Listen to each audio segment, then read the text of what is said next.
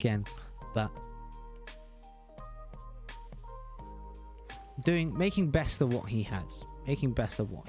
Leashes. The deers, as you can see, providing a lot of production, and he's improved his land quite nicely and now can actually get out things a little bit faster and get up to tempo with the game after a bit of a slower start. Coupe, though, has had a very, very fast start.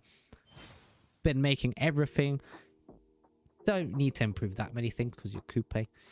So can instantly go for districts and things like that. Settlers. So very, very fast progress. And as you can see, 31 culture with this Cliffs of Dover. Maybe Cliffs of Dover is a good wonder.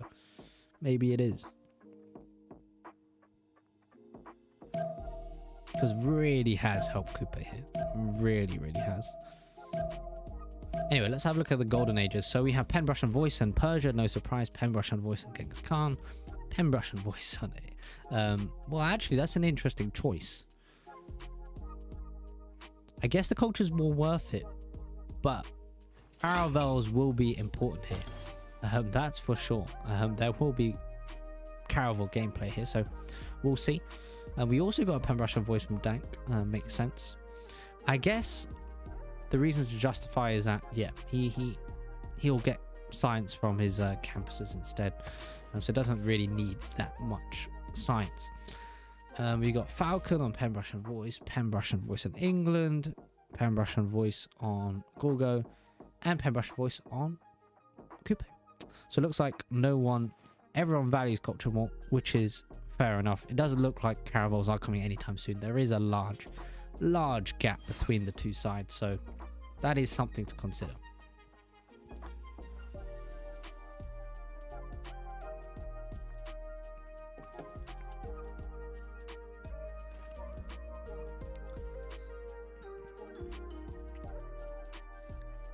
Ooh, all his farms got pillaged here, and Preslav has no production anymore and less food, so Dank will need to fix that. We finally do get the first Wonder game built. We do get Entemenanki.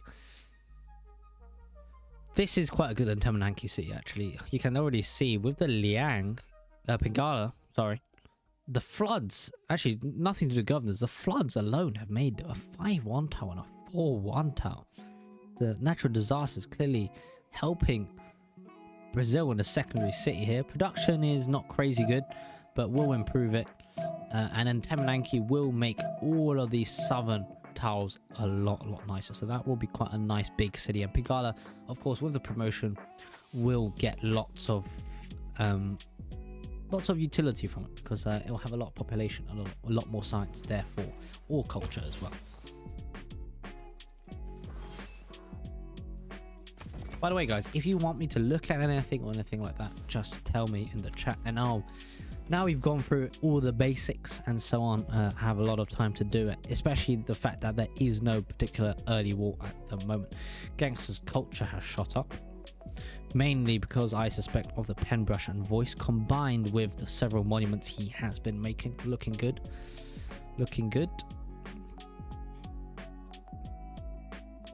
Sydney very much settled on the other side.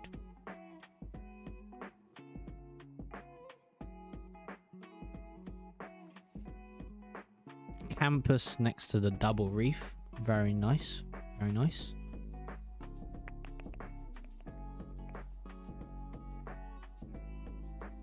Oh, and actually, oh yeah, we do have a few pantheons to go for that weren't taken before. I saw City Patron Goddess here, so we do have extra production to the first district they build, which is, I would guess, the harbors. Over here we did have Goddess Hunt. Ooh, looks like England's gonna settle to the west here.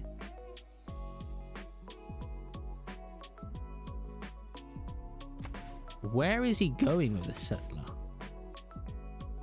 We're definitely coming back over here. Let's see if... I'm sure Liege's careful. He will bring a... Maybe he didn't think how a Mongolian scout got through here, because he's blocked this area, and he would have expected Kupe to block there. Oh. I mean, at least Mongolia's delayed the settler. He will get a free pillage on the deer as well. Okay, interesting. And escorting of a scout is dangerous in a floodplain area. I'm sure Liege will bring back this warrior and it'll be fine, but interesting. Yeah, it's now stuck between, and Liege was actually expecting it. As you can see, he had lightning fast reactions and to move back the settler. Oh, I do also want to say we added something new to the soundboard. It's a bit cringe. Not sure where it'll be used, but it's still a worthy meme anyway. Hopefully that wasn't too loud, but yeah, we do have that one. So if there is a scenario where we need to use it, we have it in our arsenal, if you like. So it does look like this settler's safe now. Didn't choose to pillage the deer because was scared of the settler, the slinger killing it. Probably does want to save the scout because the scout obviously has a double promotion. It actually has the hill terrain and the woods and rainforest promotion. So a very, very fast scout we have over here. Good God, as a hunt as well. If England will probably settle on this honey, it's across the river. We'll have the ivory to work. We'll have a decent camper spot. A nice city. A nice city.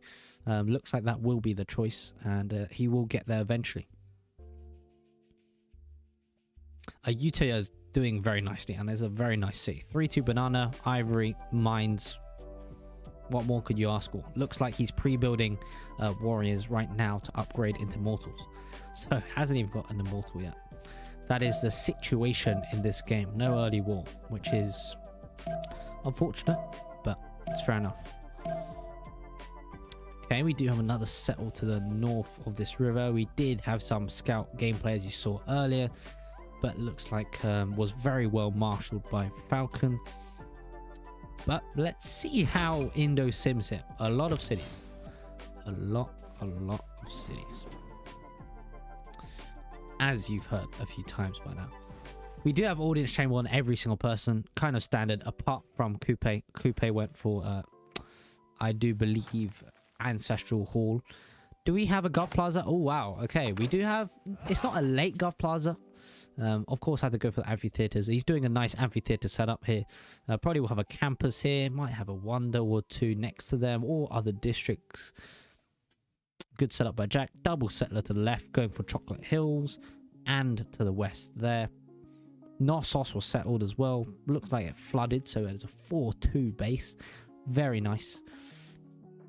Jack's game looks nice. Yeah. That's all I can really say over there. He's already on 6 cities as well, so Indonesia and him will be major players in this game. He settled 2 naval cities now. He's got a galley to the west, going to scout out if there's any threat to the south. He'll probably realize that there is a threat. Looks like there will be Indonesia coming his way at some point, but we'll see what plays out over there. Campus is now coming out. Are they all breathtaking? This one's in Charming. That's breathtaking. Nice.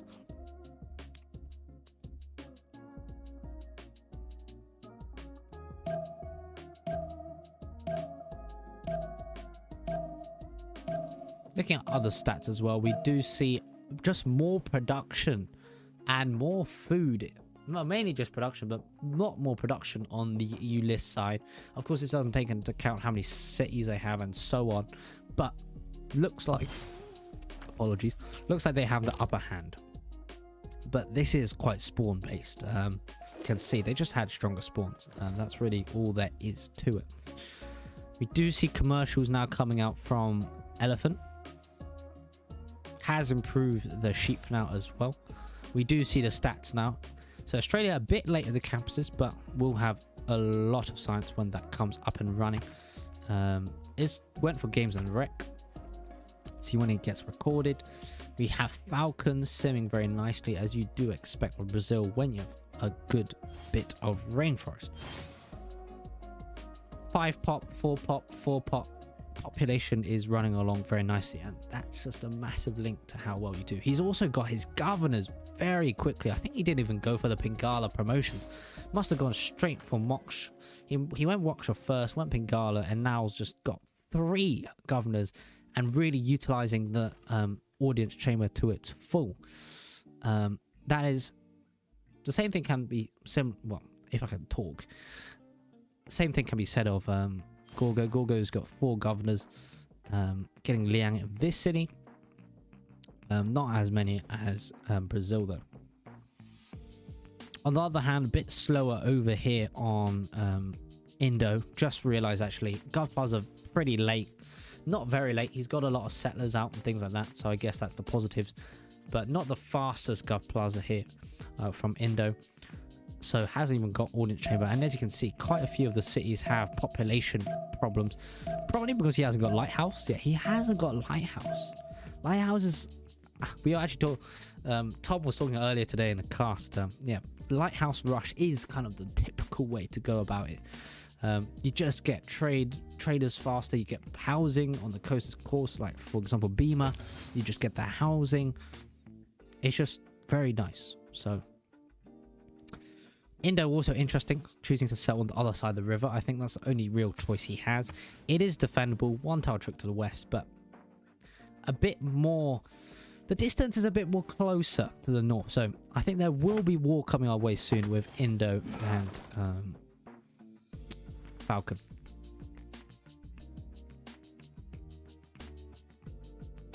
Harbour shipping projects. Who's got the admiral so far? Okay, actually we did get England getting admiral and carrier. They didn't get the best ones though. We've got Gaius Duilius from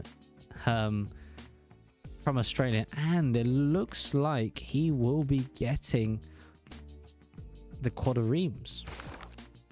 The quadrireme general, which admiral, which is quite nice.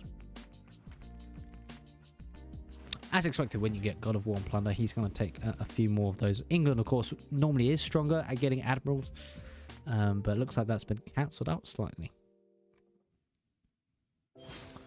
Ooh, some misplays by Gangster. I'm not sure how he managed to lose it, but losing that double promotion scout in England land, yeah, somehow that's been lost, so that's unfortunate. Would have probably been helpful. So much settlers coming up here. The current cities are very big, as you can see. 5 population, 7 population, 4 population, 5 population. I mean, there's an easier way to check this. If we go to army, actually, am I lying? No, I think it is army. We can actually hover over each person, so we can see there's a I know it's this screen, sorry. 4 cities, you've got 16 pop. Let's see who's got the most population in the game. The most population of the game is actually Indo. He has a lot of cities, a lot of growth. That's fair enough, that makes sense. But these guys will get a lot of population very, very soon. Yeah, it matters. City count matters, and city count, as you can see, is a lot higher on this side. Falc, all of them have 5 cities basically, except Coupe on this side. Everyone has less cities, mainly because of the spawn.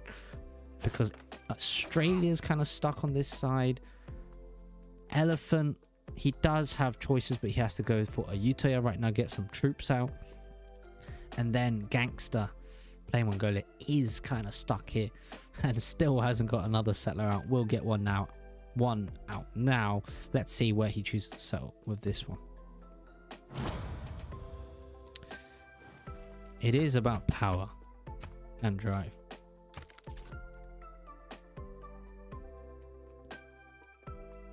This game is a bit more of a snooze fest, which is rare for a tilted axis. Normally they do spawn a lot nearer and stuff to each other, but the fact that they're so far apart is kind of the reason. But we should see some good endgame action. And actually, ooh, Gangster with some decent stats, probably because he's built libraries, I would assume, from the science, or put in recorded history. Put in recorded history, definitely. He's put in recorded history. And that's a +5 campus. Very nice. Alongside of the campus and the Gov Plaza spot, that is a +5 campus. So good bit of science there. Will be a lot of science on DGS as well soon. So decent stats.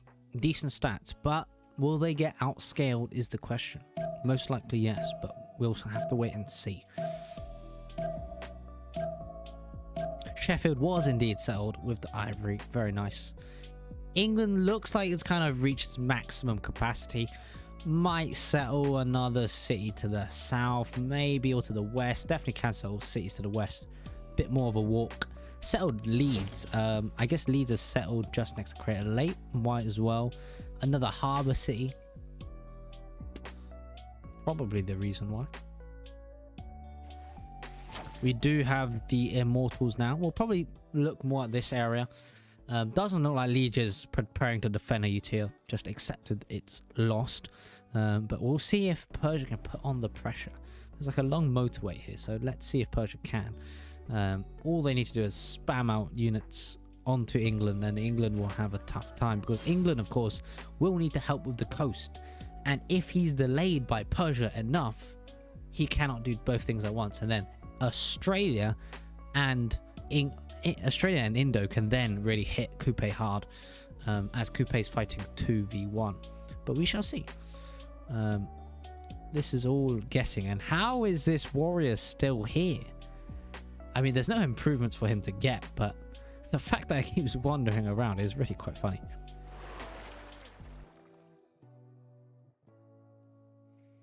Okay, just building up things here. You do see the entertainment complexes, the street carnivals in Brazil's case. They do provide extra bonuses, though I can't quite remember the exact bonuses.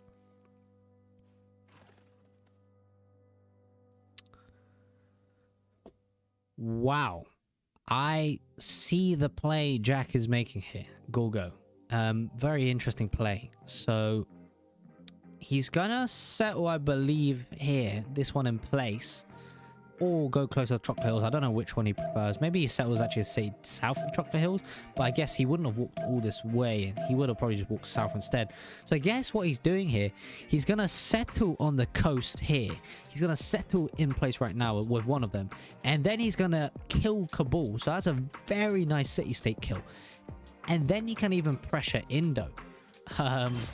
Hopefully Indo does pressure Jack instead. But because Gorgo is in complete free sim here, that is, he can actually go just naval, because he can go for industrialization and things like that. Ooh, never mind. It looks like he changed his mind. He had a settler to the left, as you just saw, but he just moved it right, so he must have changed his mind.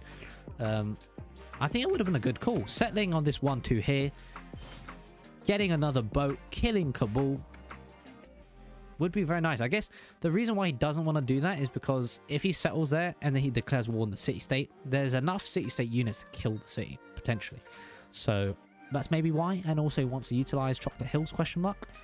But a bit of a weird one why he decided to reverse there. I think killing Kabul, getting another settler, wow. Gorgo's having a lovely game. How big is this culture? 44. Not crazy high yet, but that will increase as we go along. Looks like no commercials on Brazil. Brazil just going to get the stats. Gorgo, though, will be getting some commercials to help with the gold. To the south, just campuses and encampments. Okay, so he's preparing for the land warfare, if need be. I think he should focus a bit more on the naval route, but let's see what techs are going for. Actually, yes, they are going for the top tree. Very fast, actually. Australia's already nearly there. He's 5 turns on buttress, and then he has to go for the caravel tech for caravels. No one on the other side's going for it, apart from England, maybe. So that's good for them. But Danksaku's currently on apprenticeships, trying to increase his production.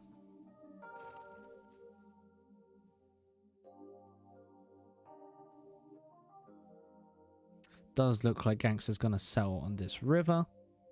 On the 2-2, maybe. We'll see what he chooses to do. I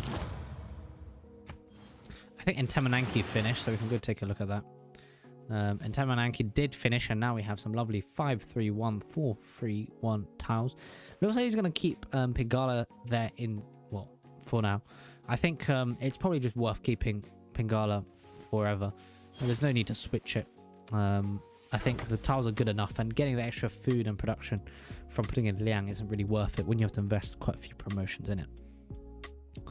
Are there any other interesting things? Lots of civil service going on. Looks like the other team have taken their time to go for feudalism instead.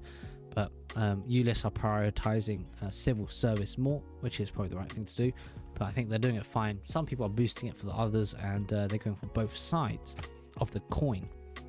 Stats are looking very similar now. Persia, though, looking not as good in stats. Of course, Dank will increase his stats once he's built up the infrastructure in so many cities. Mainly because Persia is going for military and for commercial hubs, so there isn't any noticeable stats yet. Will be interesting if he settles more cities, or if he's happy with the 5 once he conquers a UTR. 5 is probably enough for now, and then he can settle the cities later. So I think it's a fair plan what he is currently doing. Who got the last great admiral, actually, by the way? England actually got the last great admiral, despite the project from Australia. So England's still proving its worth despite lacking God of War and Plunder. But Australia getting Rajendra Chola, I mean, that is a massive deal, especially in a naval map like this. +3 will be crucial. And this should make it very interesting. Persia getting the first great general, and the first great writer goes to Gorgo. What I would worry is, who is going to contest the great writers? No one is. Jack getting all 5 of the great writers, the classical ones. Ooh, that is a big blow. 98 points on great scientists, so clearly Mongolia is going for Hypatia maybe, but I'm not sure how useful that would be. Persia did end up getting Jiang Tian, so that's very nice for them. Trade routes. The Magnus internals. Yeah, we'll focus more on our UTR. I think we've looked at quite a lot of bits and bobs of that. This is very much looking like Southeast Asia at the moment. Coupe is settling. Yeah, very nice. Let's see how much impact Coupe can have on the game, though, because they don't really have simming bonuses. You do have production bonuses, which really help everything. But let's see how it works. I mean, Coupe is going up north here, and I think this is the worry. Once Persia kills Ayutthaya, England and Coupe combined will make their life very tough. But there is the naval warfare, which is, I think, going to be the most crucial thing in this game. Looking at the stats as well, England on lots of production of food, Coupe on the exact same thing, and the other team are quite a way behind. I mean, if you look at Gangster, he's got half the production and food of Coupe, for example. So it's gonna be tough. It's gonna be tough. But spawn is so important, and I guess Ulis has won that one at the moment. Can you sell on Chocolate Hills? We'll see. We will see.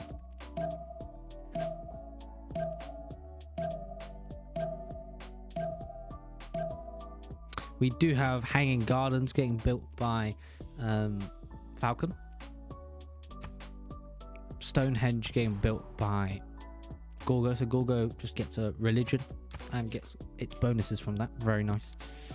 Definitely good choice, and provides, of course, some theatre square adjacency. It looks like, though, he's building it there, so not providing any adjacency yet, but when he settles the city down south, it will. Anyway, let's focus here. So we have 3 immortals, and we've got a horse and an archer, so a good diversity of troops here. Ayutthaya will fall quickly, got a farm to pillage as well. This is risky, actually, with the settler. I think it'll just reach there in time, but for example, if this immortal did go south, it would be troublesome, because this settler could actually die even if it did get settled. Luckily, though, it doesn't look like he has too many fast-moving units, and this terrain is very hard to move through. We shall see. If Persia, though, manages to snipe this settler, it would be a very big deal, and it would mean that Persia would have a very, very strong line of defense. A very strong line of defense.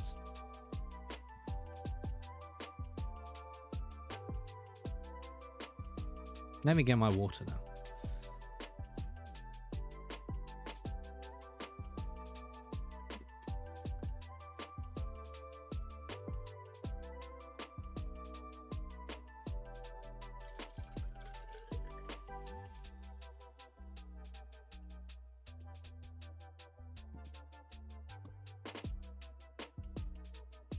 So this isn't, I don't know why I didn't see this, but obviously if you kill the 2-2, there's nothing to work. So settling on the one desert hill tile with the one production is logical. It'll give you a 2 on base, and at least you can have like a campus spot and, you know, work. You can work tiles. Not ideal though, as you can see. No space to settle down south. Floodplains to the left. To the north could be an option potentially. It's just a sad spawn. There's nothing to it. DGS with their 61-42 culture on 4 cities. All very high pop cities. Let's see what DGS can do. What DGS does as well this game will be crucial. Can he slow down Coupe? Can he slow down England? These are massive questions. And if he can, it'll be a massive deal. We will see cartography in 4 turns. Let's see if he chooses to delay it or not. The other team is completely unprepared. We've got apprenticeship, we've got mathematics. They do have bigger stats, but can they defend against caravels when they're not even close to tech? I don't think they've even gone close. I don't think they've even researched buttress. They do have a good bit of science, of course. Not crazy good though, compared to 61. We'll see how that plays out. I mean, before the game, we already knew Australia would have strong caravel timing, right? That's just the nature. Normally, actually, if we played the maps before, he wouldn't have, because there was not good appeal. But these campuses, let's take a look. A +7 campus here on Canberra. So I was right earlier at the beginning of the game when I said that. Another +8 here. Oh yeah, I didn't notice. It was a double reef. There were double reefs. Think about it. That is a crazy amount of time. And he also had another reef up here with another +5 campus. I mean, I didn't see it, but god damn, that is good. That is good. I mean, he has another decent campus spot there. I mean, it's 3rd ring, it's a bit extra, but there you go. I mean, he's going to be stuck on 4 cities, but he's going to really try and pump out the boats. The only problem is, when you have 4 cities, how are you going to pump out boats that quickly? It will be a big problem. 53 production compared to 104. Literally double. So it will be a tough job. Indo really needs the help. Oh, and actually we have a contention. Lots of things happening now. The game's getting interesting. Got Kabul that's dying. Kabul isn't making a boat, so that looks like it will die to Jack. That's fine. Settler did end up taking a weird route. I don't know why I didn't go south first. We have Stonehenge and Majapahit here. And it looks like it will be faster than Jack's, because Jack's not even going for it now. He's going for amphitheater. So Stonehenge looks like it's going to be denied by Indonesia. We could even have a Colosseum here in Kurtiba. Whether or not he goes for it, it will be a very late Colosseum. Not sure how much benefit it will give. It would probably be on the 2-1 here, or the 1-2. Let's see. It'll probably be on the 2-1 here. It will literally hit all the cities, I do believe. No, maybe it'll be in the... No, he can pick either one. Doesn't matter. But maybe a Colosseum here. Falcon really doing the general gameplay. Science, culture. He's just going to be big. He'll have production, and he'll see if he can attack Indonesia at the end of the game. I think it's going to be an uphill battle just based on the spawns. Brazil and Gorgo here will just be absolute titans. Yeah, that's all there is to say. We do see trade routes between the two, so a lot more gold generation. Didn't notice that, actually. We have 88 gold per turn and 73. Liege is making a good amount. Of course, they can trade with one another. The Maori and England traders generating their gold on their side.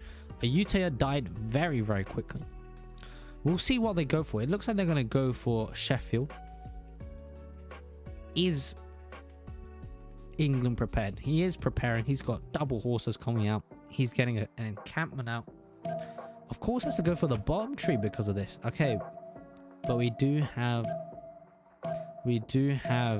Coupe on shipbuilding or on buttress, so he is gonna get those caravels sooner or later. Very interesting choice of this settler. I'm not sure where he's going. Might be a free city for Australia if he chooses to settle down here, but we shall see. Looks like Buenos Aires will be killed here by Coupe. Don't know how I missed that, but definitely going to go for the Buenos Aires kill.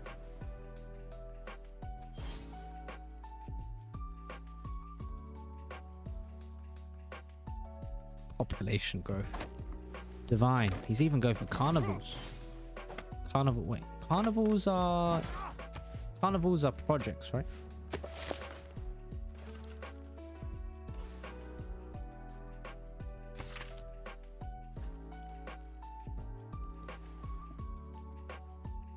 You get lots of great people points and you get extra amenity. There you go. We did get Kabul dying, and I mean, this is just difficult to look at. I think I don't know who picked Tilted Axis, but I'm not going to say who I think, but look at this. Jack is on 9 cities and 38 population. How can you stop this? How can you stop this? Chocolate Hills, amphitheater setups everywhere, campus adjacencies, trader. This, yeah, this is. I mean, even if it was a 2v4, it'd be difficult because he has so much tempo and has so much of everything. Yeah, hi AB. Yeah. It's not looking good. I think it is spawn. It's just looking at it. Australia and Mongolia were sharing this little peninsula here, tight on space. Yeah, they're gonna try. It's gonna be very difficult, probably impossible. But it's just been like, look at Mongolia's spawn. Like, there's nothing he can really do here. And Coupe, of course, with the White Cliffs of Dover, with the nice capital that just produces settlers. That's basically its purpose so far. And growth, production. Yeah. But I guess when you pick this map, there's a bit of randomness about it. So we'll see what map gets picked tomorrow, because game 2 will be tomorrow, because this is a best of 3. It's not decided just yet. Okay, Persia is pushing in on England. I can't actually check the ranged attack of these Persia units. I can check the sword. They are much stronger at the moment, mainly because they get +3 on attack and they've got a general right next to them, and England does not. But England will, I think, surely be getting stuff sooner or later, so we'll see. And I don't think there's definitely not enough units on Persia here to really make a difference. Yeah, all of them have 100. The other team just off spawn is having a difficult time. Let's put it that way, having a difficult time. Like, if you look at it, I don't think any of them have played wrong. It's just the spawn. I mean, they could, surely there's better micromanagement or whatever, but on the whole, on a macro level, they've played absolutely fine. But spawn looks like it's gonna decide this one, unfortunately.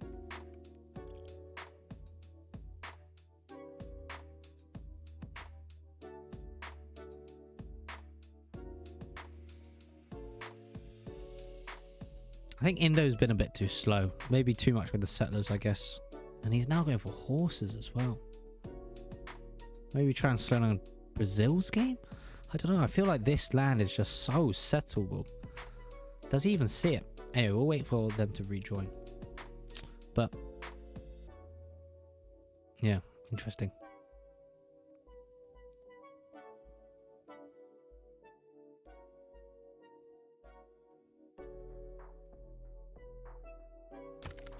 Just waiting for the rejoin. He's rejoining right now. Any things you guys want to look at?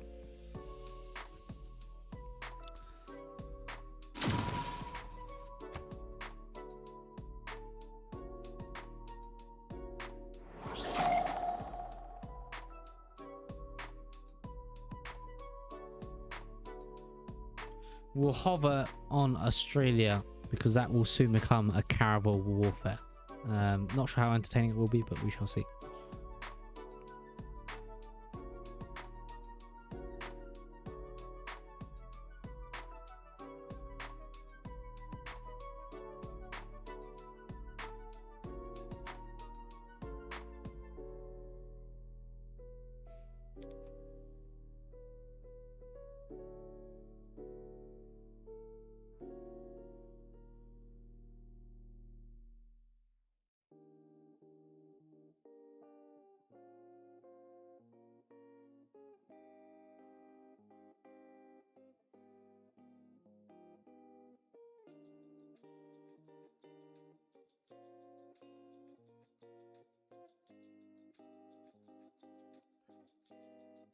Any KC fans in the chat, is there any way out of this? It's just so difficult. Thank you, Basil Spawn.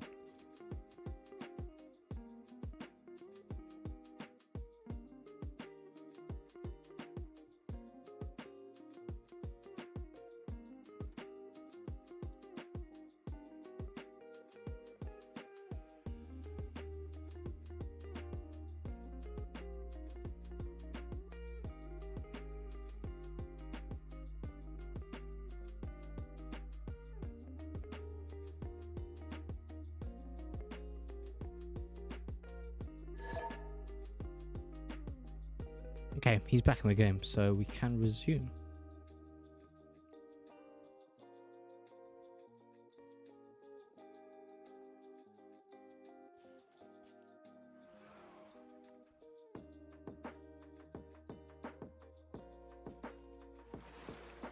Will this Maori settler settle on the coast or on the 1-2? I think it will probably settle on the 1-2. It could settle on the 1-3 as well. Quite a few choices. We'll see which one carrier decides to choose. Quite a few galley pre-builds, and of course with the extra production, they just one-turn galleys. When it later gets to shipyards and stuff, it will be difficult. Buenos Aires though has triple boats defending it, so will be a little bit of a buffer, but I don't think carrier will have too much difficulty with it.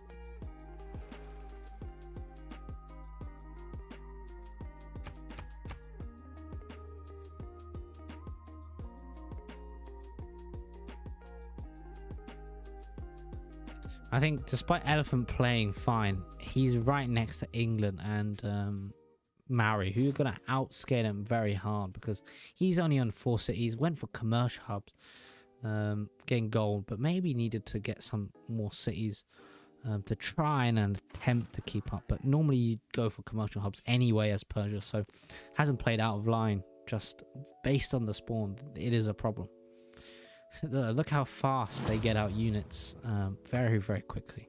So it's just not comparable. They've improved the land, meanwhile they haven't. It's tough. Ooh, interesting plays by Maori. Maori have actually retreated settlers. Realize that this might have been too aggressive of a settle. They didn't need to be that aggressive. I think they're just going to settle down here instead. And whoa. Oh, we missed it. Australia actually raised one of Coupe's cities. Huh. Good job by DGS. Yeah. He raised it with the galley fleet. Very nice. We missed it. I don't know how we missed it, but we did miss it. The galley fleet taking out one of Coupe's cities. But clearly that hasn't damaged Coupe too much, despite losing an entire city, which was a pretty good one at that. So I guess he's going to settle in place here. He's going to resettle this one, and then he's going to defend it. Will likely be the decision, if I were to guess. We've got a late Temple of Artemis here. Looks like, where is the Temple of Artemis? Is there? Not really many bonuses, not many pastures around, but building it anyway. Don't know how these got pillaged. I guess it's with the Coupe Scout. But anyway, we do have quite a few of the great people, great scientists for Mongolia. So Mongolia actually getting 3 of the great scientists, quite a lot. Gorgo going completely uncontested on great writers and stuff, so that's difficult. Yeah, very difficult to deal with.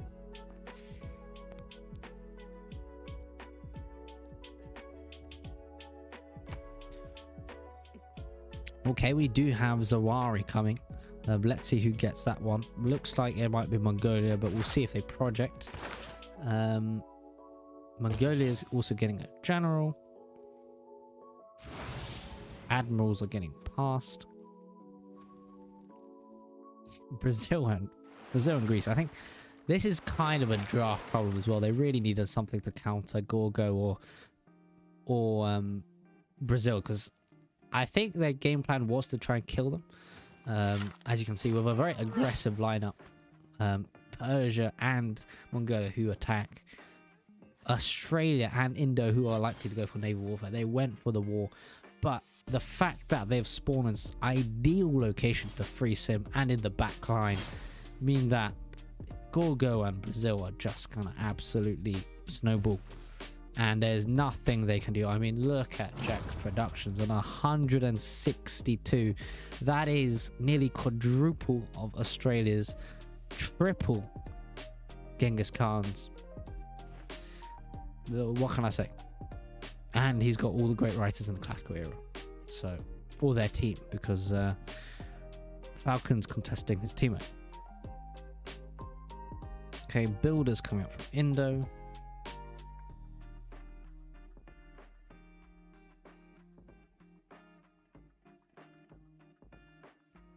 So the results of this will mean that whoever loses the best of 3 will drop into the lower bracket. So neither of them get knocked out. But of course, through the lower bracket, it's a bit of a longer way to qualify if whoever ends up qualifying. Okay, so we do actually see a little push here from Elephant. Elephant's kind of stuck between semming up a bit or sending units. He's sent a few units just to pressurize England a bit. Good job though, because he's made England produce quite a few archers and units. Hopefully it doesn't lead to a counter push. That's the worry. I'm sure as long as he keeps this front line alive, he'll be fine. But these immortals are quite strong and will push into England's units quite a bit. How far are we off Caravels? So Caravels are going to finish next turn, actually. Ahead of God Gamer by 4 turns. He needed to get out the pre-builds. If he didn't delay it and instantly got him, it might have been more. But actually, even having said that, he's got barely any pre-builds anyway. It's just difficult with 4 cities. Now he's got Caravels. He's going to upgrade them. But by the time he gets to Maori, he'll have lost it. If this turns into a Caravel fleet, he can actually kill Kapiti. So I'm not sure if that was the wisest choice by Carrier, and also an interesting spot because it doesn't have fresh water either. I guess it was for the harbour spot, and you can improve that. You just need the lighthouse. I guess that's probably the reason why. Yeah, that's definitely the reason why. He chose the 3-1 because then he's also got the 1-4 in the first ring. Of course, as Coupe, he gets a bonus. And if he had settled on the 1-2, that wouldn't have helped. You can put a campus there or something as well in the later game. Really, Australia should be upgrading this galley fleet though, and then kills the city. That shouldn't be a problem. Do they have enough gold for this? They should have enough gold. Yeah, they definitely do have enough gold. Let's see if they upgrade the caravels though. Doesn't look like that's happening. We have a very late Colosseum, but it is actually getting built on the 2-1 indeed. This will reach all cities except for Sao Paulo. We have Olympia in an interesting spot. Probably would have even settled that on the Jade and then just put the aqueducts. But maybe aqueducts aren't even worth making, so I guess fair enough. But got the Chocolate Hills anyway. Kabul, a very nice city-state. So they're kind of splitting the land by this parallel. Let's have a look at the city-state situation actually. Jack's Johannesburg, Mohenjo-Daro on... Oh, that's very nice. Okay, that's why he didn't settle freshwater, because he doesn't need to. Mohenjo-Daro, of course, providing full housing for him already. Well, DGS on Rapa Nui doesn't look like he's really utilized Rapa Nui yet. Just getting a bit of culture. Upgraded quite a few caravels. Will still be able to kill Kapiti, I don't think. These Coupe boats are having quite the problem with Buenos Aires. Managed to kill 3 of them already. Let's see how much damage they actually do, though, to Buenos Aires in just a second. Liege's Suzo Yerevan. Not sure how beneficial that is. Yerevan probably is in a strategic location. No, it's not really. It's up here. But heading back down here, Lahore. Is Lahore Suze by anyone? No. Lahore is a pocket city-state for their team. Buenos Aires is building walls as well. Yeah, okay. Interesting. The caravels are coming. How fast does he have caravel tech? He gets it next turn. Perfect timing from Carrier. Looks like as long as he gets the boats, which he will do, he'll shift enter into Kapiti, upgrades them to caravels, will be plain sailing and Kapite will be held. Where are the Jongs though? That's the real question. Well, it looks like Indo's just simming up, getting a few land units. Interesting. Has got one quad here. Is aware that Jack killed Kabul probably. Jack's got 3 boats there blocking the choke. Actually, there is a choke around the back that he doesn't know, but that's not a big deal. Got a buff Kublai city name. Kublai is a very pog city state, so it should be buffed. Very true. We have an sneaky Indo scout that will definitely get to pillage 1 or 2 things. Very careful here from Indo. Needs to defend the eastern side though with a troop or 2. Just to prevent pillages. A lot of campuses and things like that. He is going for buttress, right? He was going for buttress, now it's changed.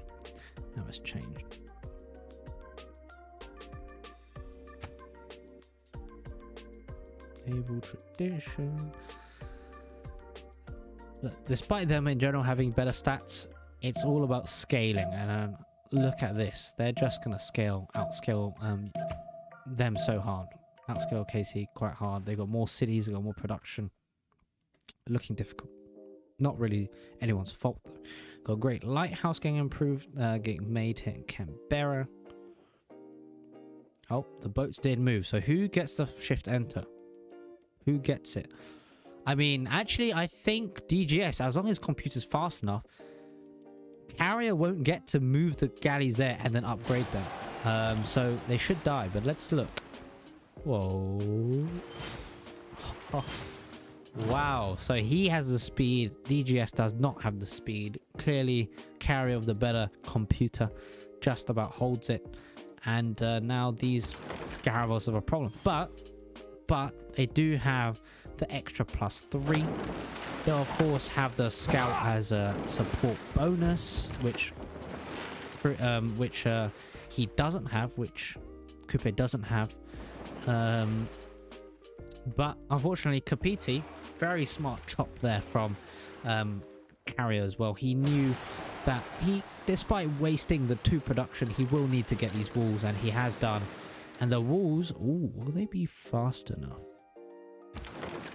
Yes, they will be fast enough. There's only a 2-tile radius. Clearly, a good push by Australia, but doesn't look like it'll be enough. The extra production now will mean that Kupe will be able to defend the rest of his cities. I think this really needed Zhong backup as soon as possible, and potentially more cities to help in this caravel push, but it doesn't look like any backup caravels are coming. This is a one-time push. One last roll the dice. Zhongs aren't coming anytime soon. Looks like he's just simming, which I think is the problem. I think he needed here to full commit to the naval. Yes, he would probably get rolled over by Brazil or Gulgo sooner or later, but that was probably inevitable in this scenario anyway. But we shall see how it turns out.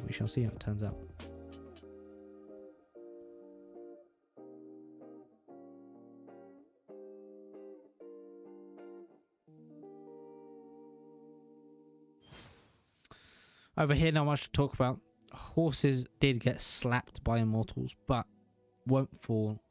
Lots of troops around it now.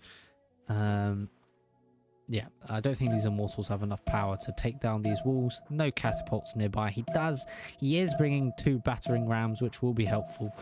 But he's already going to be taking 1 city. I think he will actually take 1 city here with the battering rams.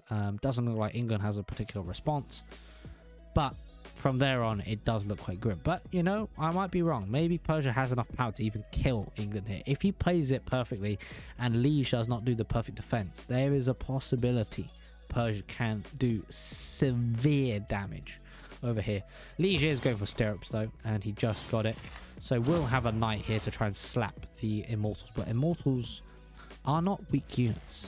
So I suspect he will be fine. Can Elephant carry him? How much damage can he do? Bonus Ares just fell down south. Getting taken. But Kapiti with the caravel unit inside now is... Yeah. This is just difficult. It's very difficult. So many caravels as well on Coupe's side, and yeah, not enough. Now he's outnumbered. He's going to be outnumbered, Australia. Despite having the +3, it's going to be useless when you only have 4 cities. Not really his fault, but the fact that he has 4 cities is just a game over. So on the ocean, it looks very screwed. It looks like Coupe is actually going to kill Australia here at some point. Yeah, I'm pretty certain that is going to happen. Coupe is going to kill Australia at some point, and then Indonesia has to fight a 2v1 or even a 3v1 at some point. Looks like Mexico City might be worth taking for Brazil. So many nice city-state kills for Ulis as well. Yeah, this map has just played right in their hands, and they're doing very, very nicely. Gorgo has time to even go for commercials and things now. 124 culture.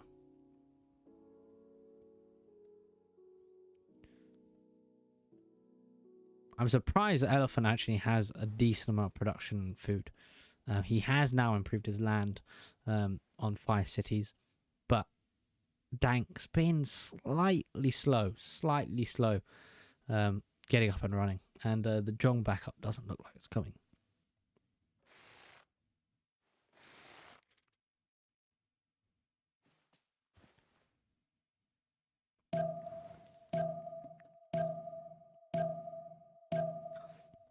Okay, 54 garrison strength. It looks like Lee just put in the garrison card, the bastions card, which gives him extra city defense and extra city range strength. So definite wise choice there. It looks like Coupe can also 1v2 them on the sea for now, so that's looking grim. He is indeed actually going to resettle. And oh, Jesus, wait, hello, what is this? He sees it, so he's going to shift enter it, right? There's no way he's going to let this warrior take it. Can warriors move too?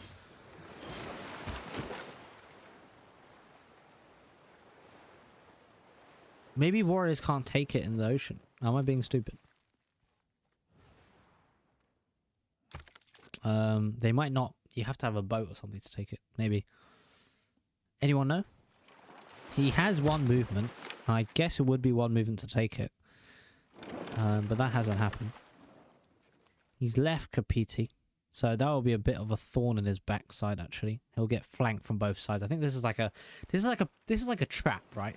Australia's gonna push on this city of, I'm not even gonna try and pronounce the name, of Wakarawawera. And then he's going to push into it. And in the back comes Buenos Aires' caravels, which are promoted. And in the back as well comes Kapiti's caravels. And then he'll have nowhere to go. And it'll be like a slog fest. It'll just like, they're all in the middle. And they just slowly die. But we'll see what happens. We'll see what happens. Gangster. Oof. Actually, did we reach the last golden? Yes, we did. And I didn't check it. Well, I mean, we're right on time now. A double normal age, and surprisingly Coupe missing out on a golden as well. Wouldn't have expected that, but he did miss out on a golden. Probably could have looked at the golden thing a bit more, but 3 people missing golden. Coupe is a surprising one. Mongolia not so surprising, kind of expected. Maybe expect him to make a Kesha golden Ordu though. I'm not sure if he already made one, but I think he didn't, so he could have got golden, but he didn't anyway, so his culture has just absolutely tanked. Elephant, not a surprise he didn't reach golden because he's mainly focusing on war. That's what's happening. Yeah, but that is the golden ages. Let's see what they've gone into. Most likely everyone's on pen, brush and voice, let's be honest. Pen, brush and voice. Pen, brush and voice. Pen, brush and voice. We do have a free inquiry on Liege. Liege, of course, needing land units and ocean units at some point. He might not even need to go naval. He's just going to purely focus on land because he can. He needs to swap this Immortal ASAP. We have Pen, Brush and Voice and Gogo, and oh yeah, he reached normal age. So there you go. Okay, but I don't have a co-cast, so I'm just gonna pick the most unlikely thing. Scientific city state. There are none of them this game. My own and my own. Simple enough.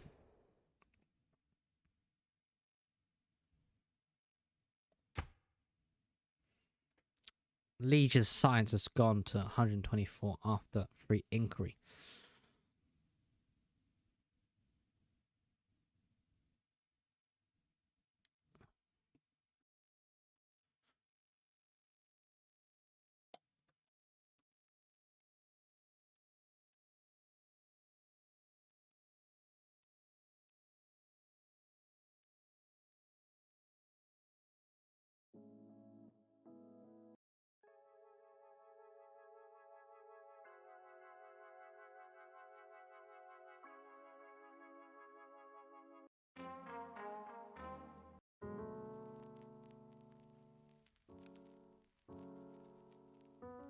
Sad this is kind of one-sided, but it's...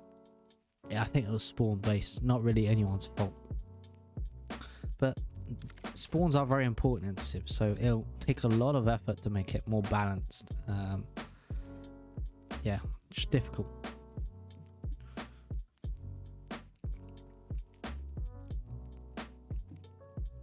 The best of 3 aims to balance that out, you know? You try and balance out problems.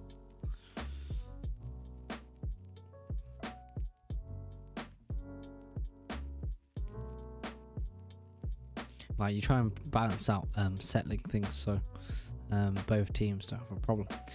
Some people are taking slightly long on the Congress, thinking about it quite intently. Actually, let's look at the Congress. I don't know why it exited so quickly. We'll look at the votes after. It didn't look like anything that was that significant. It looks like suzerain, culture bomb, and diplomatic. Diplomatic will be the crucial one. Looks like they use slightly less. Looks like Dank and Liege have a lot of left. Oh, actually, that was just a glitch. Their turn just rolled over slightly later. Let's have a look, though, what they went for.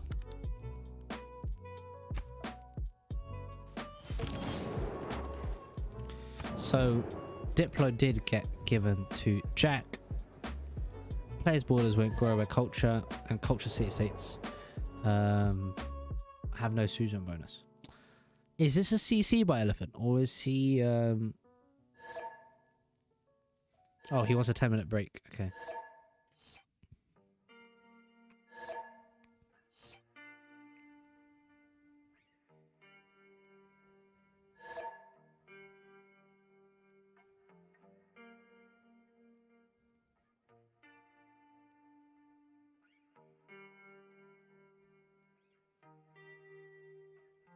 Let's see what the two teams do.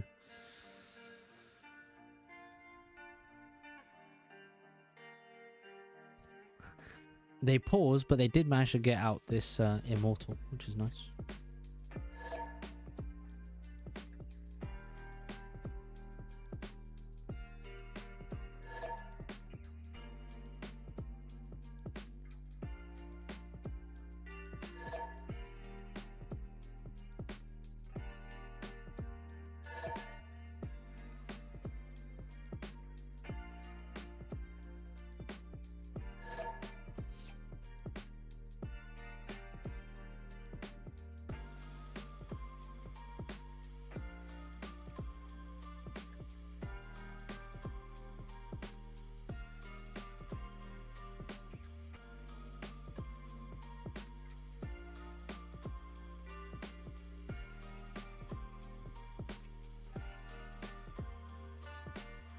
So we're going to have a break for 10 minutes. Yeah, I'll just leave it on. But it is going to be a tough game, let's be honest.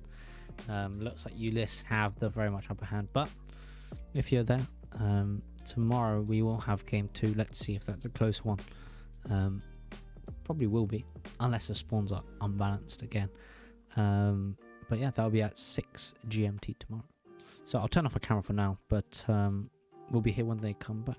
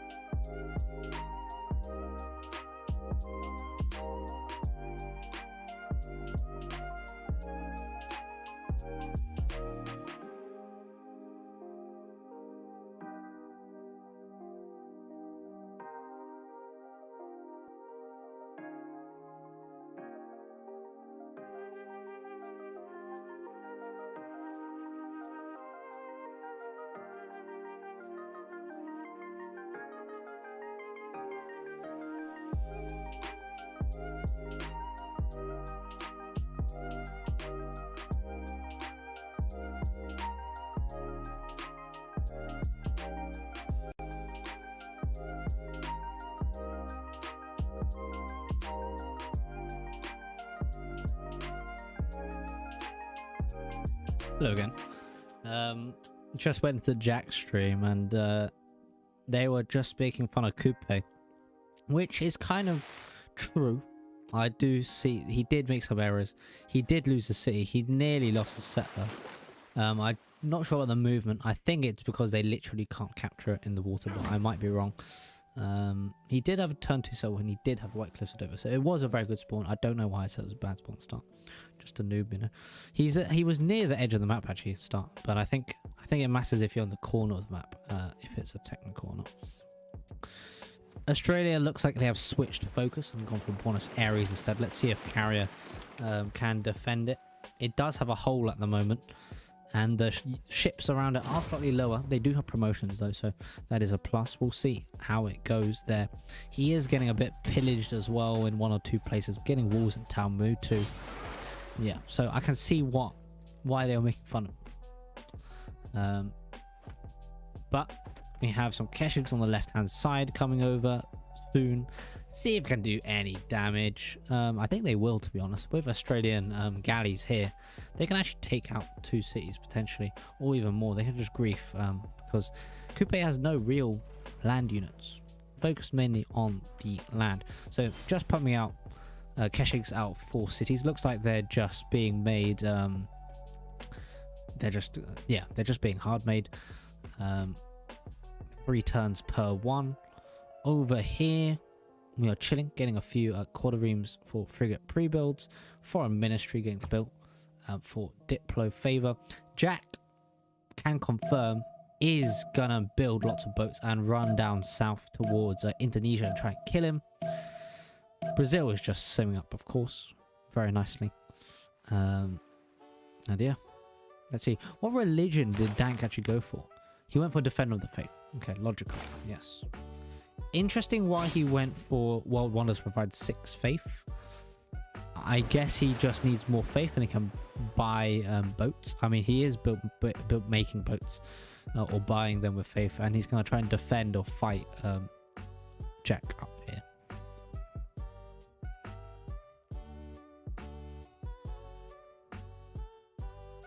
Quite a sizable army on Rapa Nui. Should we analyze some sim? Because we might as well at this point. So let's have a look at what Jack and them have done. So you can see the number of mines Jack has. Very nice production. Looks like he's going to sell on... Wait, no, he's going to cross the river. Yeah, he can't sell there. It's blocked by both of them. So he's going to sell one of those 2 little islands, if you like. He's just got the... He called it Giga setup, but just a very standard, very nice double amphitheater with the campus, with the Gulf Plaza and a commercial hub next to it, as we guessed earlier. amphitheater here. Yeah, just very standard stuff, but he's got good tiles. Put Liang as well in the floodplain city, and you can see the tiles hasn't improved it yet.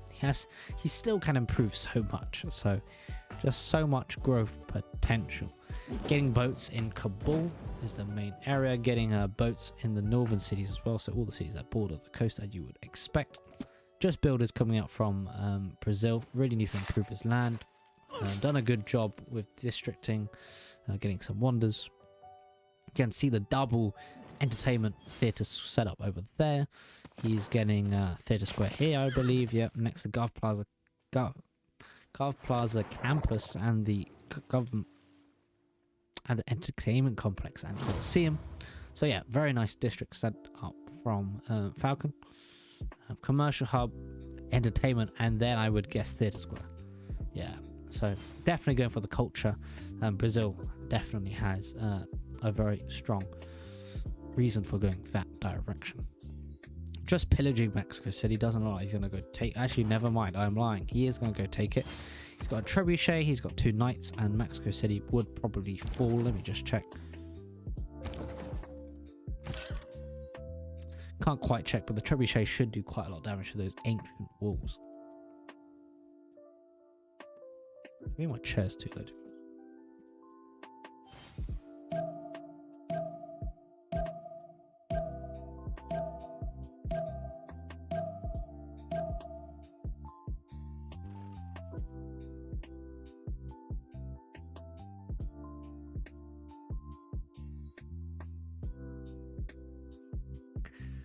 Some of these players have so little cities, it's so difficult to really talk about it. It is just peak. I mean, he's settling the city as we discussed earlier on the right hand side of the lake. He is pushing into Sheffield, holding the units. The battering rams are really taking their time. I mean, they are there now with the knight inside. This immortal really needs to retreat, probably at some point. Can't die this turn, but might die the next turn to a city range shot and a knight. So they'll have to be moved. The archers are taking shots.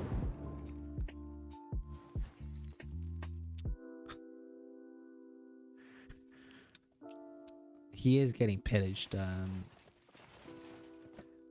Carrier.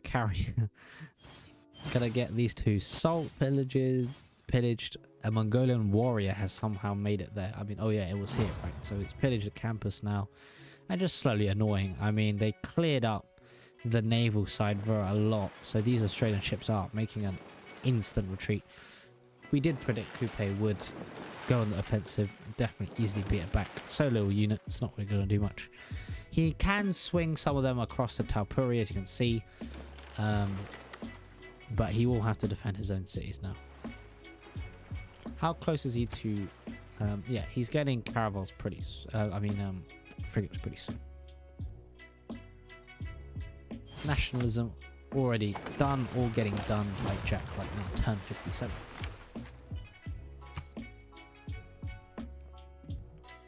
Had a very nice game.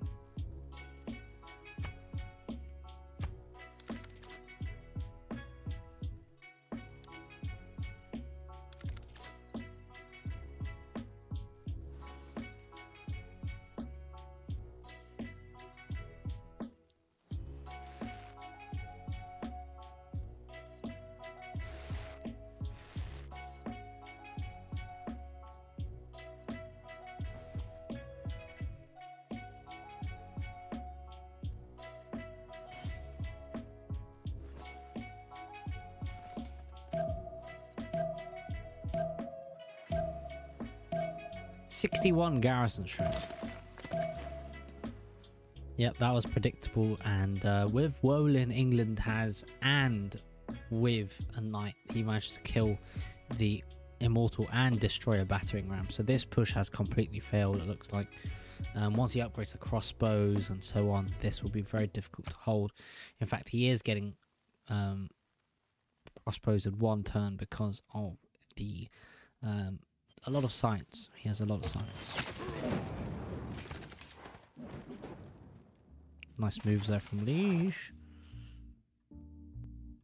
Can upgrade these archers now in the back. Very nice moves though by Elephant. Taking one out. Took out another one. So he knows crossbows are coming soon, but still will have two, and one's here, one's there. He's put his immortals in a more vulnerable position, and they're not really going to attack Sheffield because it's across the river. His units are on the east side now. He's also got the he's got an ironclad from the Admiral. We actually do have a lot of great people to go through. So England with the ironclad, Great Merchant on Brazil, Great Admiral, got Zheng He on Coupe. Every single great person culture-wise going to Gorgo. We did get Zawari on Mongolia. We did also have a great general for him, and that's been it so far.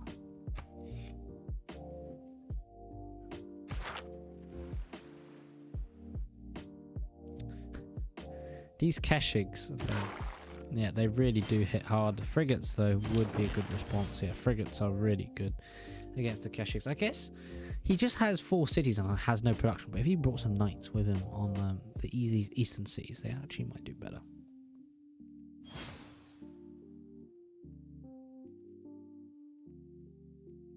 Okay, we do have the frigate builds now. And will he go for Tapari? I don't know.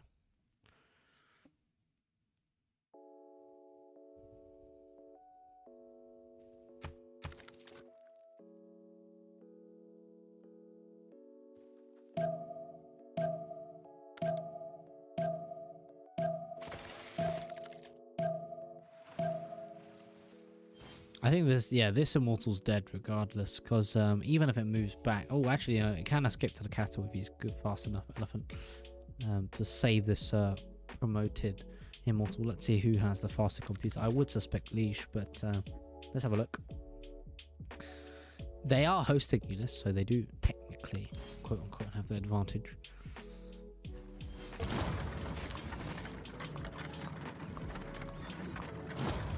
Not fast enough. I don't know why I didn't first move that one first, but yeah, he's just going to retreat their mortals now. Nothing he can really do. Now he has to stop the counter push as well. Yeah. Managed to kill that warrior that was in its lands. Counter pushing on Australia. Australia has some nice chokes.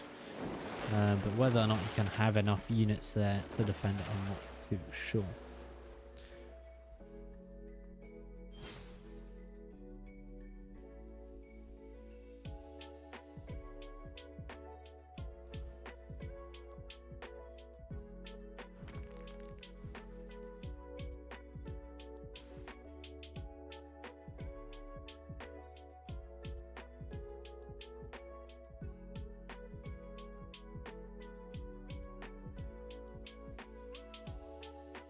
Bruh. Can I get taken though? No. Guess is the answer. So either Jack clicks to this 2-2 fast or clicks on the olives. Oh, well. Yeah, I don't think you can take it. You can't. Units can't take settlers in the water unless it's a ship.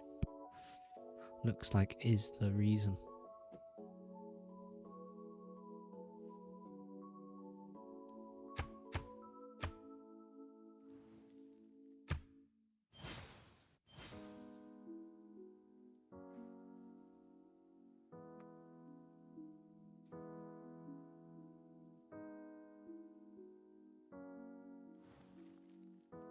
Nearly 100 stats, triple digit stats on Falcon.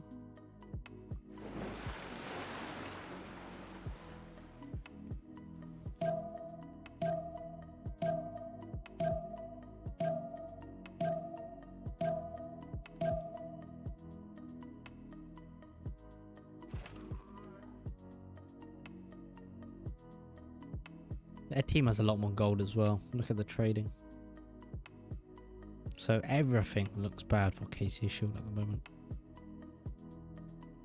Mexico City will fall. That will provide quite a nice flank for Falcon actually when he comes down south. Very flat land there, not as bogged up as this area.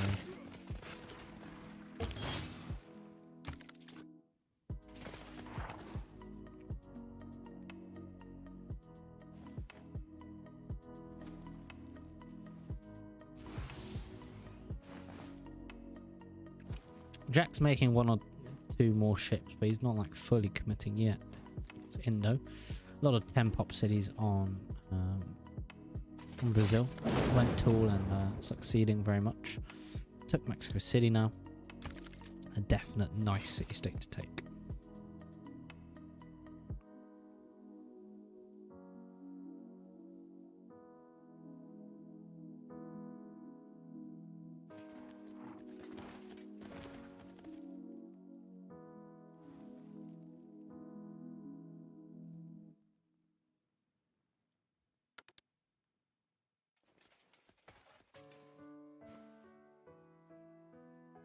Wow, okay, there is quite a number of Keshiks. Will Tapari actually fall? Why did he retreat with the caravel? Did he really? Okay, I think he needs caravels to stop himself from dying. That's the reason why. Coupe absolutely smashed through the 1 tower tricks. Clearly, the number of ships he has is the advantage.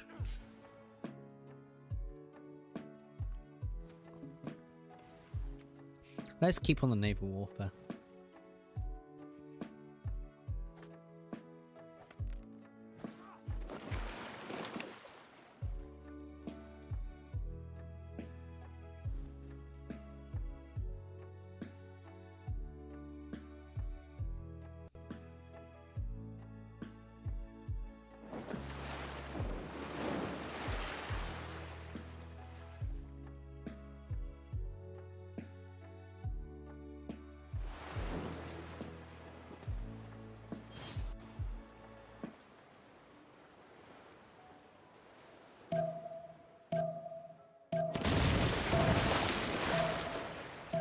Oh, very nice last moves from Carrier. At least he's making up for his deficiencies on land. Not sure how they're going to take Taupari. There's no melee unit. Actually, no, he does have another caravel there. Hopefully they can come in close enough. But if he killed it before the walls, that would have been a lot easier. But, hey. Minus 14 gold on the gangster. I mean, he has no commercials. He's trying to get the stats up. Nothing really much he can do. First moves from Coupe, and Coupe is absolutely smashing through this line of Australian units. And Australia isn't even making naval units at the back. He's just gonna get outproduced, outfought. It's very sad.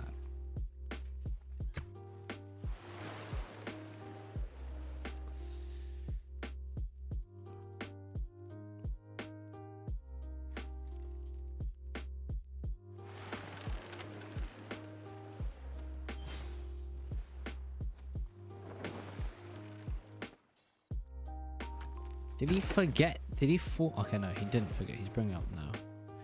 I mean, we'll have walls, but I think the Keshik should be able to, like, literally one-shot them, so it's not a problem. Very surprised, though, that he isn't going for a bit more into his land. I guess there are frigates here that can actually do a lot of damage to the Keshik, so he's just focusing on taking out Tapari for now, so... Ooh, okay, this could be a breakthrough for England. England not actually fully pushing, but it looks like a men-at-arms push from England to try and hit into Persia. Let's see how that one turns out. So a lot of war happening now, but not very significant war. This isn't really going to tip the scales, if you like. Looks like Casey Shield's still going to lose. Just literally all they needed was just Falcon and Jack in complete free sim with great land, and yeah, it's not been nice.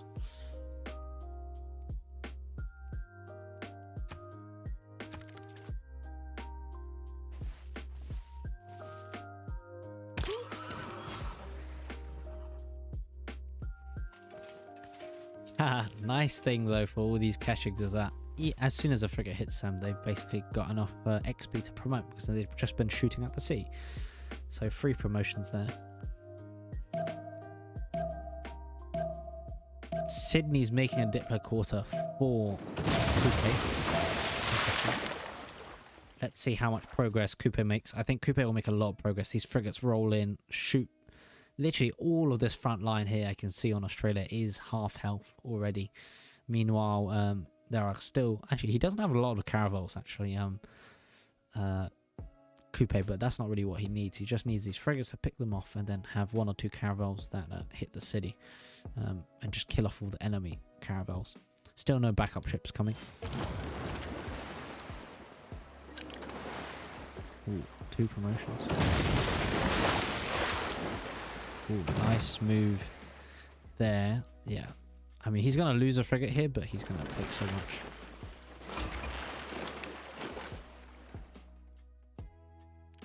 Yeah, DGS has a slow computer, the Australian player looks like.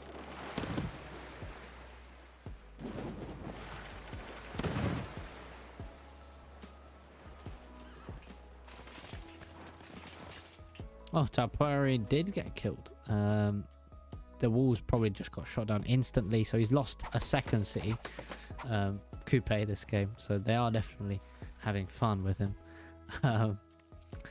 Let's see what these Keshiks can do. This isn't actually... Coupe is not playing the best game. Coupe really shouldn't be struggling here. Not saying I would do any better, but he shouldn't be at this level struggling like this with his land. And these Keshiks can really now pester England or Coupe, so maybe it isn't over. It likely is going to be over because Australia's about to get kicked, and then Indo's about to get destroyed as well from just overwhelming force of the top. As you can see, Jack is now producing much more ships. And he'll have a big caravel fleet to try and destroy Indo. I'm not sure where the frigates. I'm sure I'm going to build them afterwards.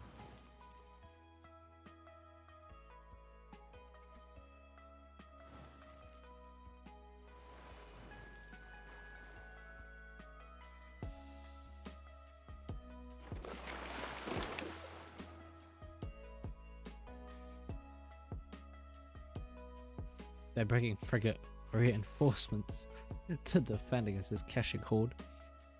I mean, he always knew Mongolia was going to do this. There's literally nothing else Mongolia could do, so needed a bit more land stuff. I guess he'll succeed at turning the game in terms of navally though, so I guess it's okay. He didn't bring that many caravels though. I would have expected him to have a bit more.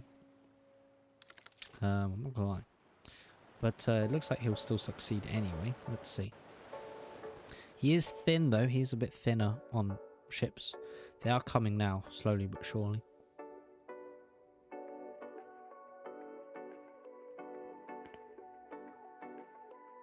His production of food isn't that good now as well because he's spent so much on ships, but still way higher than like what, 2 of their players. Both of them are on horse, so oh, nice move there. Caravel hit. Frigate gets XP at the back.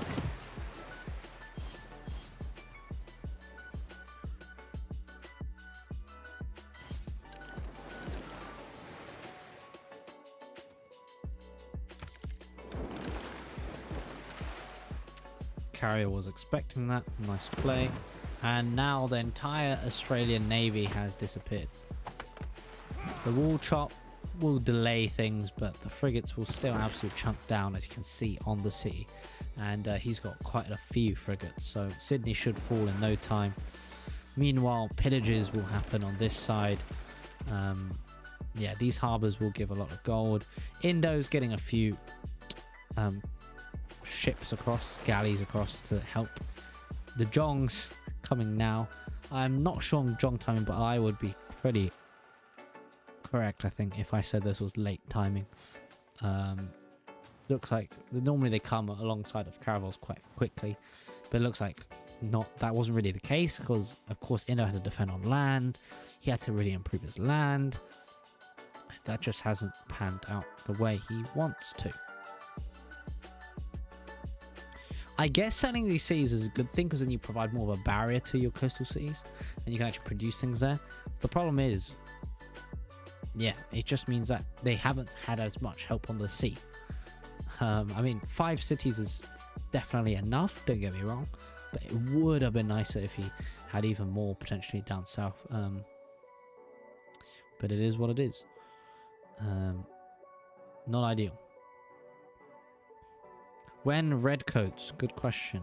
Redcoats, he has a lot of science, as you can see from free inquiry and the sheer number of campuses he has. He's on military engineering right now, so that will mean that he is very close. He is... Wait. He's right now on Redcoats, so yeah, you should see them very, very quickly. These men-at-arms will be upgraded into Redcoats, and of course, soon they will get the other continent bonus. And they get it on Ayutthaya. They do get the bonus on there because, of course, Redcoats have +5 on a foreign continent, I do believe. So this city looks like it's going to be absolutely shredded. If you don't know, Redcoats are basically tanks, so they will do a lot of damage. But the answer is they will get it in 2 turns because he forgot to get gunpowder. He forgot to get gunpowder, so he's going to go for it now. Yep. Persia's dead here. I think these Keshiks need to go north instead of griefing Coupe. But the thing is, these knights are just gonna smash these Keshiks. I mean, these Keshiks have no knight backup, have no melee units to defend them. So they have a lot of ranged units, though, so they could shoot down a lot of these units quite easily. Don't get me wrong. But with Redcoats are really gonna hit Persia hard here. Nearly forgot. Thanks for the reminder, Boom. Sydney. Sydney is dying. Sydney is dying. The rest will die as well. A bit of an Indo backup here. Indo trying to do everything, but not being good at anything, unfortunately. So that is the downfall here. It looks like he's trying to get his science up, but I think it's inevitable with the amount of production these guys have over him. It's not a great scenario to be in, but we will see Redcoats, so that's nice. And there was a good bit of naval warfare, so not too disappointed. There was carrier throwing, getting 2 cities raised, which was interesting. Immortal gameplay, not too bad, but I mean, what else did I expect? I mean, I just looked at Falcon's stats. They have gone up substantially. I mean, this is what growth does. You can get more districts, and he's built Oracle as well, just getting all the wonders. Brazil played like this is very entertaining to watch. Can get his stats up very high, and as you can see, leading right now. Bigger stats, arguably, than Jack, but that Jack hasn't actually done that much. He's had a lot of cities. He's doing some ship stuff now, and if Jack went for tons of buildings, he would have triple 300 on both, probably double 300 stats. Anyway, back to this stage where Redcoats are about to be upgraded. How much gold do they have saved in the bank? The answer is a lot. The answer for the other team is literally broke. They don't have a lot of gold, and once Australia dies, who's the person trading with Indonesia, they will have no gold on this team whatsoever. So gold will be out the window. They will die, and there goes any chance of winning this particular game.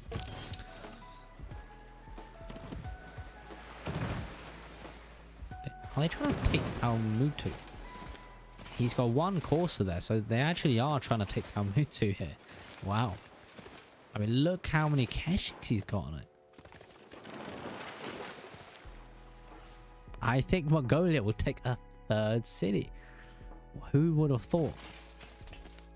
Yeah, a bit of an error by Coupe. And that means they can actually 2v1 England here. I mean, England will have the Redcoats and has the closeness, if you like. He's very near this front line. And he has a good bit of production, of course, to defend this quite easily. He'll probably be on the offense trying to kill Persia. But Kupe's probably going to lose a third city. Talmutu will fall, and you can see the two old race cities to the south. He did, though, take Sydney.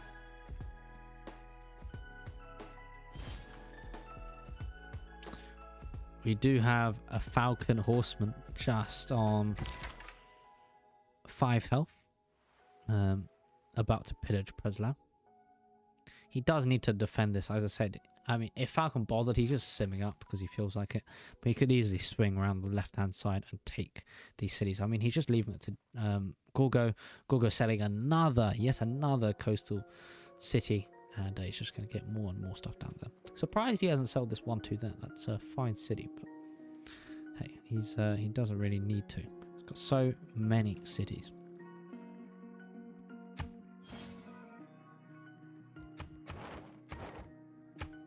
If we look at it, he has 11. Kupe has 9, despite having 3 cities raised. And will just take Australia's stuff. Looks like they'll mount a small defense by Brisbane, but I think it will delay the inevitable, unfortunately.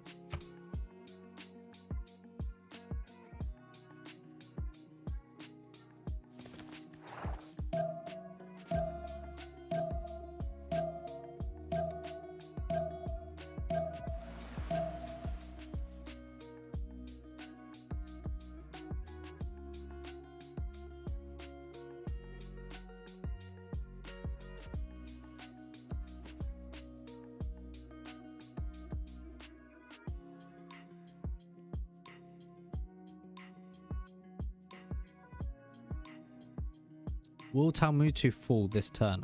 Doesn't have enough movement. So we've got the Corsair with 7 movement, plus the Great General, which does affect it, which I think gives it +1. It should fall.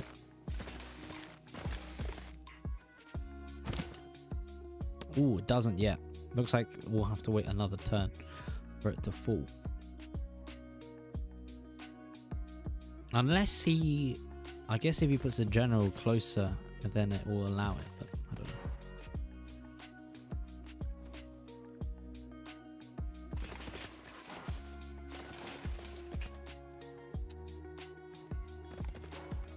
Intelligence Agency for more Diplo, obviously Diplo visibility, and you get the extra combat strength when alongside of that.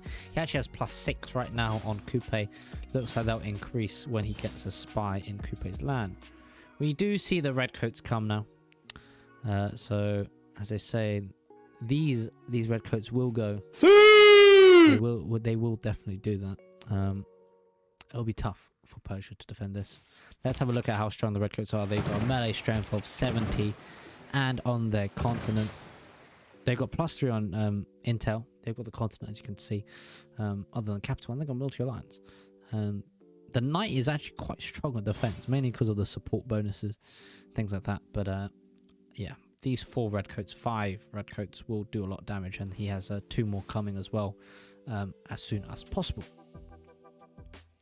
Talmutu will fall though. Big city will fall. Kupe is now pushing towards the choke, which is defended, but not a lot of frigates there. You would expect a Jong. Where is the Jong? I have no idea. I think the Jongs are... I really don't know where the Jongs are. I thought he was making one earlier, but it doesn't look like he finished it. So, no Jong. Yeah, don't know. I feel like you pick Indonesia for Jongs. Why else? You do get a guaranteed God of the Sea, which is nice, but yeah, probably would prefer Jong gameplay. Talmutu is nearly dead.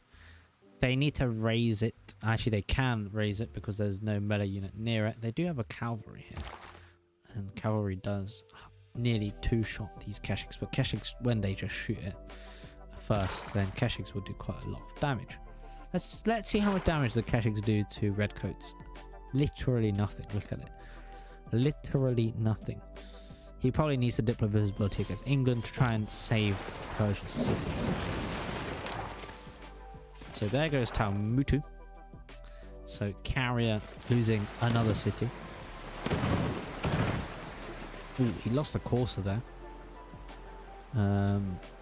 Mainly because it was in the city.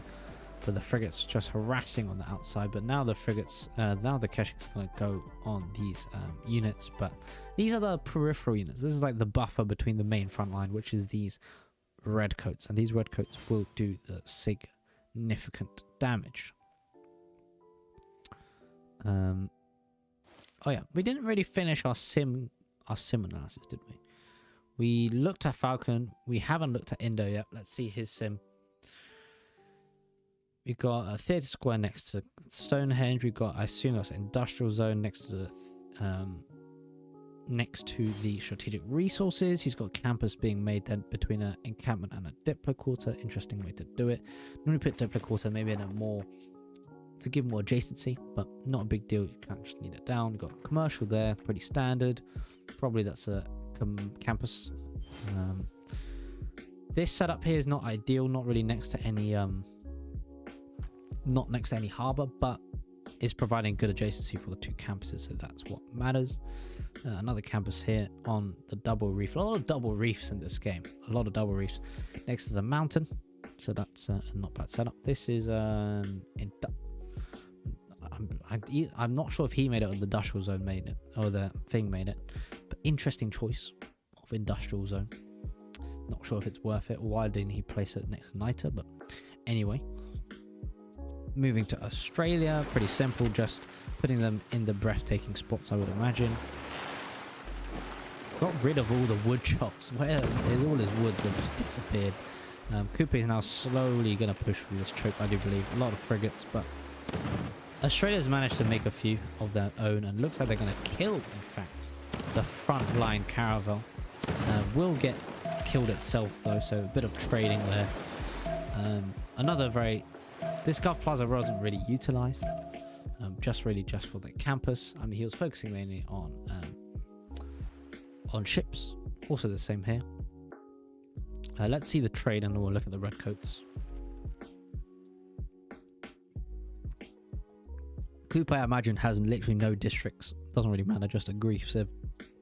Just does the fighting mainly. No real massive sim from him, as you can clearly tell from his stats. But let's see the trade here. He managed to recover the front line as well.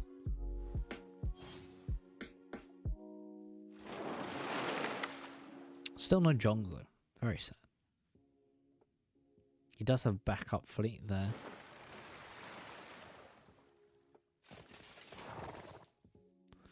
Redcoats are pushing, but they haven't actually killed any units yet, I don't think. Let's see how strong this redcoat is. It one-shots any of these Keshiks. And on the defense, it barely takes any damage. So even one redcoat will be difficult to deal with, as it kills one unit, one by one. He's getting up a lot of science stuff now, so his when his fake science disappears, he'll have it in universities and libraries. Good job by him, doing pretty decent. Has an okay amount of culture. Maybe a few more theatre squares and stuff would be nicer, but his teammates are mainly doing that kind of thing. We'll look at the sim in a second. The trades here, pretty much a stalemate. No caravels anymore for Coupe, but he has quite a few frigates, that's for sure. You already seen Mongolia set up. Nothing has changed, just stuck on the 4 cities. Diplo quarter next to factory. No big district setups here, apart from the double commercial and campus. And we actually do get a concede from KC Shield. Not surprising. They saw the redcoats and they said, you know what, this is a good time to concede. We raised 3 of the Coupe cities. We now don't want to lose any city. Maintain face. The redcoats is just going to absolutely slam through them. So not a surprise. They conceded at this moment. And they knew Jack, of course, was coming with the ships. Not much to talk about this game. I don't think there will be a post-game chat. I don't really have any questions to ask them particularly. Nothing much. We just look at England's setup. Leisure's a good simmer. I know that for a fact. But remember, 6 PM tomorrow will be game 2. This was not really skill, I think. More more of a spawn thing. But don't get me wrong, Ulis are a very strong team and they have very good players, so that is a thing. But KC, I think, with the right map, definitely have a chance of getting back tomorrow's game. So that'll be at 6 p.m. tomorrow, so 6 p.m. GMT. So stay tuned for that. Anyway, I'm going to look here. Holy site next to the crater lake. I think that actually gets adjacency from the Wonder, of course. The campus there. I think, is that a campus? Yes, it is. Just a +1. Got +3. Gov Plaza with the double harbour. This is what you like to see with a commercial. Very interesting. Oh, wait. That is a very cool play. You know, in general, the advice is, once you have built a harbour in a city, there's no point building a commercial hub in multiplayer anyway. I know a lot of people have a bad habit of doing commercial hub anyway because they get good adjacency from having harbours and whatever in the city. Like, you have 2 gold making things. But what he's done here, Liege, is you actually get so much more science if you have a commercial hub than like campus, because you get the adjacency from it, and then this, look, you can see this commercial hub is providing 12 science. He just puts in the, what I assume he puts in the double adjacency card. No, he hasn't even put in the double commercial hub. Imagine you do both. You get more money and you get a lot of fake sites. It is a lot of fake sites, to be fair. So it's positive in that way, but negative in other ways. Got Diplo Quarter, the double campus there, pretty standard. What is he doing here? He's doing an industrial zone aqueduct setup. I guess this is a, yeah, this is an aqueduct double industrial zone, and then encampment setup. Campus, industrial zone, campus there.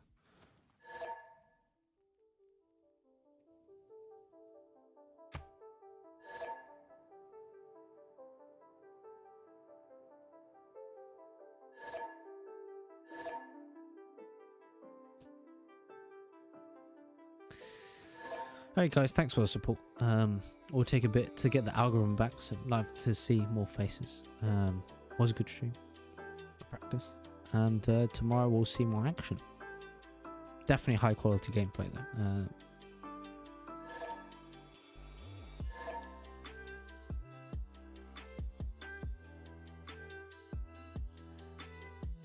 Yeah, I think that, yeah, so they did spawn at the edge of the map again, so they could have remapped again, I think, but weird rule.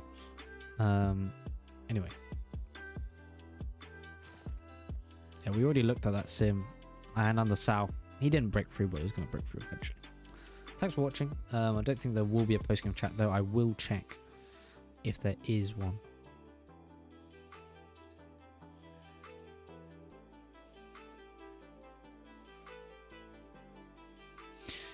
You know what? Why not? Because we always do it. We'll go check out the post-game chat because there is one.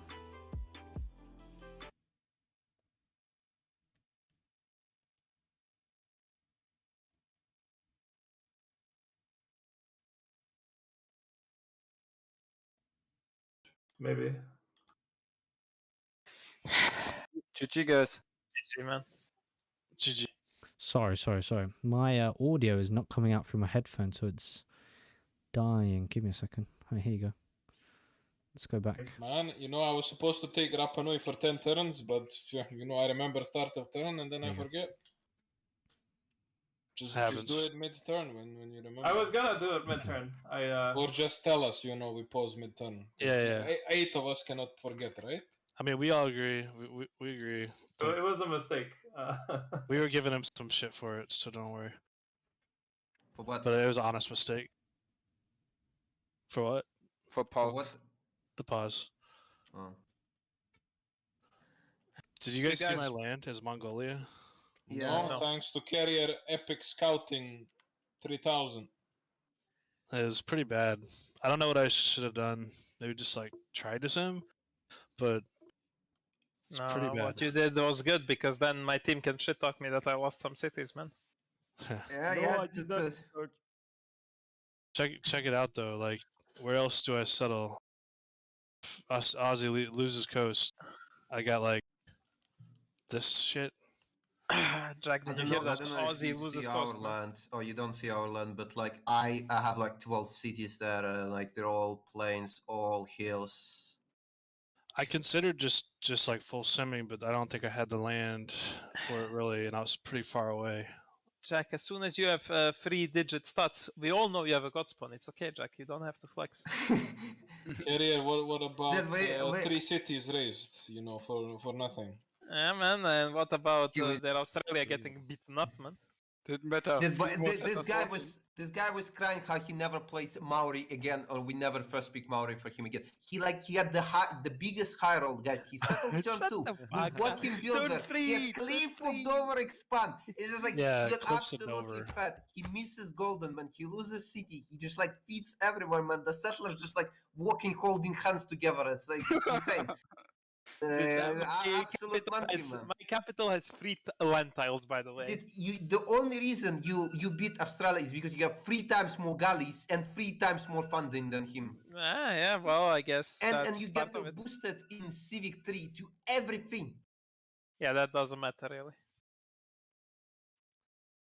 Yeah, that's the one No, thing I with wouldn't not so. with the Well, Jack, draft you know, of part KC of is that being able you to have fund no things is that I make real 300 GPT myself, civic so tree it's booster, pretty right? easy to fund. you have no real civic tree booster. That's the problem. Anyway, well played, guys. I mean, Wait, the you guys biggest, don't want to thing play is another one, I suppose, right? the biggest thing you have, guys, is like free remaps. Yeah. It's Well, bullshit. Which guy is too technically- funny? Technically, we had a remap again. We had a Come remap on. again, but Come we didn't. on, Yeah, I mean, that it is- does that's- seem like a loophole. Yeah, you can just like, decide when to play yeah, a you game can map. decide- Like it's actually 4 out of 5 spawns that you have a remap around that number. But But to I be don't honest, you know. guys remapped second time and we remapped, so Yeah, that didn't really change anything sort of outcome. yeah. I was just I mean, thinking yeah, about but the there is rules. one token for the remaps in the whole 3 games, so... Yeah, I'm we just didn't want saying- to remap the first map actually. Wait, because so there the is only remap- 1 token for 3 games. So Yeah, next so game. neither of us Yeah. can remap any, yeah. Ah, nice. I mean, it's a clever Oh, Jack, understanding of yeah. the rules with the coupe thing. We were just saying that The one maybe who bangs it's his like desk, maybe. you need to decide it turn Yeah, he was playing like Gorgo. earlier because it's I know, very but nice that's how it spawn. is. Very good so- I know. That's what I'm saying. It's a clever use of it, but when you analyze it, it's like you get to choose whether you remap or not for free with no with tokens being limited. It's like a little Yes, it is. sus. It is sus. But I mean, it's clever. It's a clever move. Do you guys Sorry, have, guys, can why did you not ban Maori? You wanted to trade Portugal for Maori or what? No, it's not a rank S tier We just anymore. didn't think We it don't was have the remap. strongest civ on this map. I played it last week. I actually had like shit spawns, like 4 out of 5 spawns were complete shit, and I got 1 high roll spawn. It is like- shit. I mean, my shit spawn was also crap. I was spawning next to Tundra, like It's a lie. settling No, to it's twos. not, dude. No one had What do you worse mean? land than me. I Look played at it this last shit. week. Yeah, That's that's like, the guys, one he's spec. full of woods. He has turn 3 What do you mean? settle. Yeah, Full we of see woods? it, I we see build it. Man, mines on every the tile. only thing he's missing is God of Sea. They're just man, talking about to the have, spawns, like, there's nothing really literally, much to ask the them. top Building spawn. mines. I'm It's building pretty mines on spawn game. every tile. Like I had to go builders to build mines. That's I actually have a like, screenshot of my spawn last week that I actually screenshotted because it was so insane. But if you can re-roll for this kind of spawn, like it's complete broke. yeah, but this kind of spawn is not that good. Hello. Better than this. Look at this. I got desert and fucking tundra. Like the fuck. Your I spawn is mean, probably better than every one the of thing us. is, calling technical at turn 8, it's like grief if you have like that Maori spawn. I think that should have been nerfed. Like if you spawn 3 tiles, you can call it immediately or not call it Yeah. at all. Maniac agreed to Yeah, I it. He's the agree. tournament director, so it's just like you need to Yeah. update the rule. Like they made a smart move with it, and the rules just need to change. I think that's all. Yeah, we lost this game square and fair. Yeah. By the way, guys, why did you guys pick Genghis over something like Gorgo? Just hoping like spawning close to somebody. I'm City. pretty far here. Yeah. Why not But- Gorgo then or Sifia? They're much better. I feel like. I mean, Sifia is better navally, and Gorgo. I mean, Gorgo is better navally and Sifia gets a +5, and then And of if I course spawn Gorgo next, gets but a if I cop spawn light. next to That's what Brazil, I can just do early horseplay. Same like if I spawn next to England, even Maori too.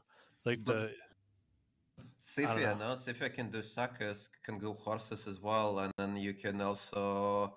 I mean, if Brazil forward settles, you can maybe hoplite rush him or just like overall outscale him, no? Hoplite rush kick. I mean, castings are relevant longer. Yeah, for ours, if the issue is if you pick Genghis, we have a problem with our saves because our saves are weak against Genghis. So we were like, if you're picking it, we banning Genghis, yeah, one of these two. Can you guys go one more, or are you done for today? I don't know. What do you mean by one more? Why not They go want one? to do in a second game right now. I mean, Carrier wants to do it at least.